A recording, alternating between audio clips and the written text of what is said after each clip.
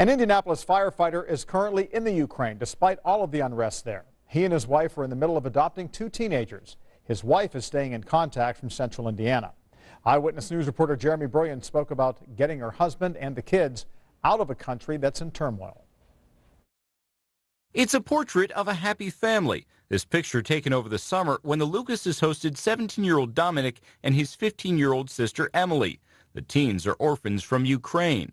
Soon after the siblings arrived in Avon and spent a month with their own biological children Levi and Bella, it was clear there was a deep connection. We have raised 5 children and we have grandchildren, and we were not looking to adopt. But once they got here, we just had to. That led to a 6-month-long bureaucratic roller coaster ride. It's culminated with Carl Lucas, an IFD firefighter, traveling to Ukraine to make the adoption official and bring the children home. We know there's a lot of people sending out positive thoughts and prayers for us, and you know, he's there, it is what it is, and we just take it one day at a time.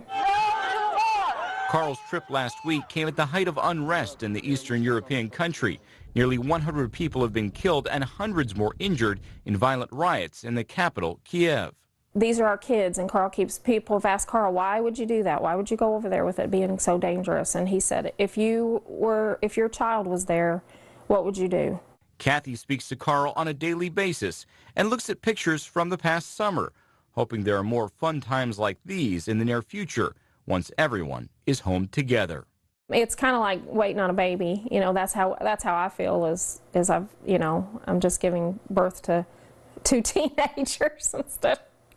And Carl and his children should be back in Indiana in about 2 weeks. Right now they're in Odessa. They'll be traveling to Kiev in the next week or so for medical checkups and also to get passports. They hope to be back here in Indiana on March 18th. And John, they're expecting to have a lot of people at the airport. A big happy homecoming. That is the hope in about 2 weeks. Yeah, she talks about it like she's getting ready to give birth. Yes. That there's a lot of stress along with this that you wouldn't have normally. Yeah, that you would have with childbirth also. Yeah. All right. Thanks, All right. John. Thank you, Jeremy.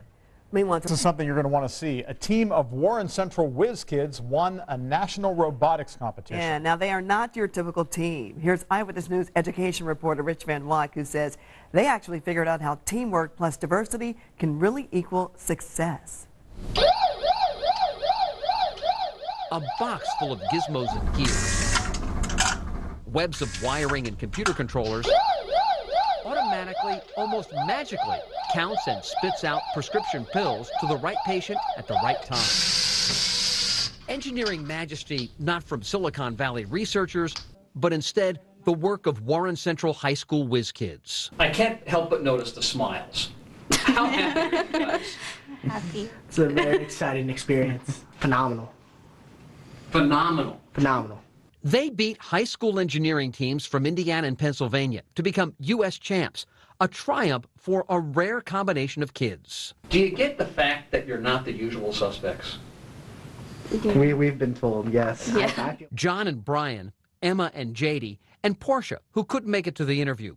A team of 2 minority students, more women than men, in a field typically dominated by white guys. How does that feel?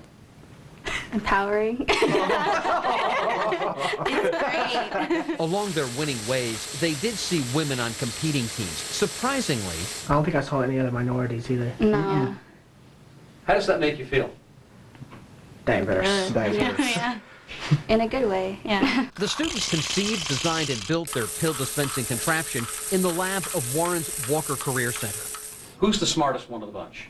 I'll take that. I'll always take that. The ladies are the smartest. They learned as much about each other as they did mechanical, electrical, and computer engineering. Who's the worst one to work with? It's okay, you can point.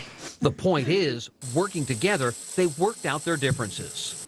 We did it together, so it's not like somebody pulled so much more weight than the other person. You can learn so much from other people and their experiences. It's not about the person or what background that you have. It's about how you're willing to work and how you're going to be a part of the team. A team now celebrating the success of their differences. Rich Van Wyck, Channel 13, Eyewitness News. And the story isn't over. The team won a trip to Germany where they will show off their invention at an international automation trade show. Working